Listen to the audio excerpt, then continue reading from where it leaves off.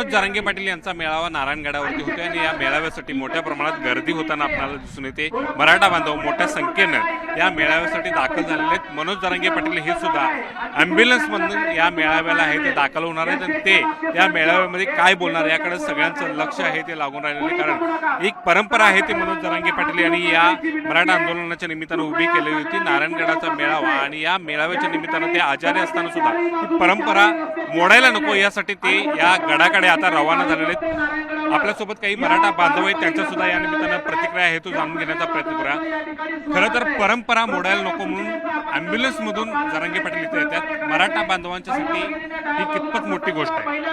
तर आतापर्यंत दादांनी अनेक वेळा समाजासाठी उपोषण करून स्वतःचा जीव पणाला लावलेला आहे आणि परंपरा मोडायची नाही, पण आजही दादा ॲम्ब्युलन्सनं स्वतःची तब्येत खराब असतानाही समस्त मराठा समाज बांधवांना भेटण्यासाठी व विचाराचं सोनं लुटण्यासाठी विजयी दसरा मेळाव्यासाठी आज ॲम्ब्युलन्सने येत आहेत। खरंच छत्रपती शिवाजी महाराजांनंतर मराठा समाजाला भेटलेले कानमोल रत्न म्हणजे आमचे मनोज जरांगे पाटील। खरं तर जरांगे पाटलांच्यामुळे तुमचे अनेक प्रश्न आहेत ते सुटले गेलेले आहेत। आणखीन काही प्रश्नांचे मुद्दे ते या सभेमध्ये मांडतील, मेळाव्यात मांडतील वाटतं का?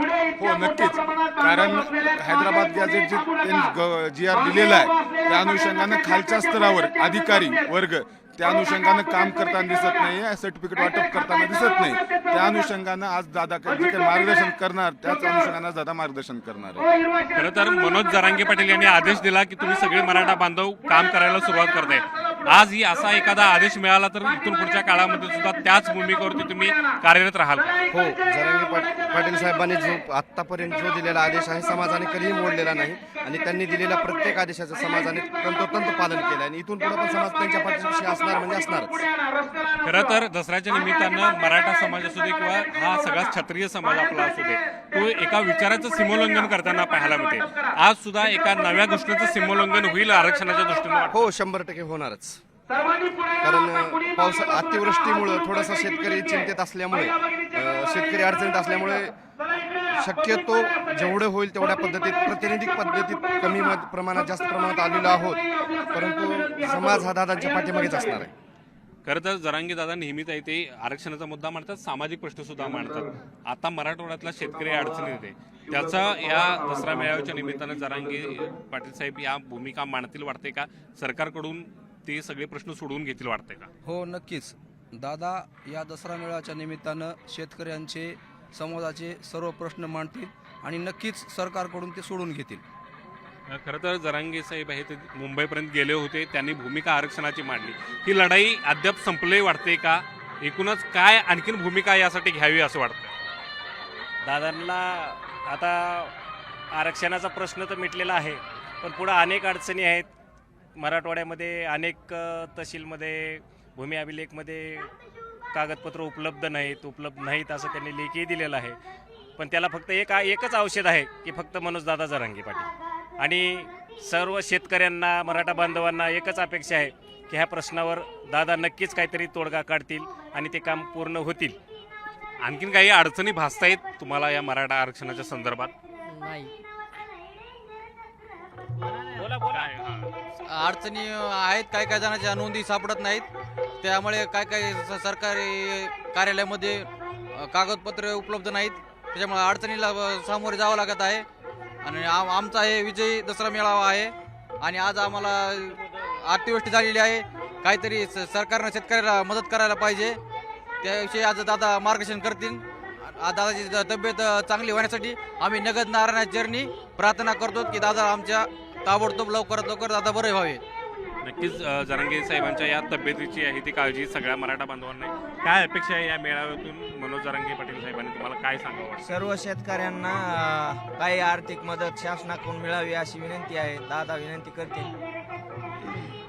मदत मिळाली पाहिजे, अद्याप ही शेतकऱ्यांना मदत मिळालेली नाही। मिळालेली नाही, पंचनामे चालू आहेत नुसते, बाकी काही मदत मिळालेली नाही शेतकऱ्यांना।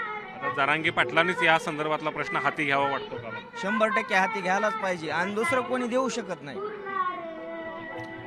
जे आता सध्या जे सर्टिफिकेट काढण्याच्या माध्यमातून काही मराठा बांधवांच्या नोंदी सापडल्या, पण त्यांच्या आडनावाच्या नोंदी न सापडल्यामुळं जसं की दादांनी सांगितलं, जिल्ह्यातला असो किंवा दुसऱ्या जिल्ह्यातला असो किंवा तालुक्यातला असो किंवा महाराष्ट्रातला असो, आज कुळाचा जर समजा नावाचा जुळवाजुळी होत असेल तर ते करायला काय हरकत नाही, पण कर्मचारी अधिकारी ते नाव जुळविण्यासाठी प्रक्रिया चालू ठेवली नाही, आणखीन त्याच्यावर त्यानं काही असं पण मुंबईच्या आंदोलनानंतर हा शब्द सरकारनं दिला होता. सरकारने शब्द दिला होता, पण SDM जो आहे SDMनं त्यांच्या त्या कारवाईचं आणखीन पूर्णपणे अंमलबजावणी केलेली नाही आणि प्रत्येक समाज बांधवाला अडचण निर्माण त्या संदर्भात निर्माण व्हायला लागलेली आहे. हे अशी समाजाला जर समस्या निर्माण होत असेल तर मग सर्टिफिकेट देऊन बी का उपयोग आहे. प्रोसिजर तयार संपूर्ण करायला बेजार होऊन आणि कुळ नाव जोडण्यासाठी परत म्हणजे बेजारी होत असेल तर मग काय मतलब येईल. शब्द दिलेला काय पाळीत नाही बरोबर ते. सरकार शब्द दिलेला पाळत नसल्याचा आरोप होतोय. काय तुमच्या युवकांचे प्रश्न आहेत जरांगे दादांच्याकडे ते? युवकराचे काही प्रश्न आहेत, जरांगे पाटील हे सगळ्यांचे आहेत. आता शेतकऱ्याचे प्रश्न देखील जरांगे पाटील मांडत आहे. आरक्षणाचा जो मुद्दा आहे तो आता जरांगे पाटलांनी तो मुद्दा तर संपवलेला आहे आणि शेतकऱ्याचे प्रश्न वारंवार मांडत असतील तर जरांगे पाटील मांडत आहे सध्या.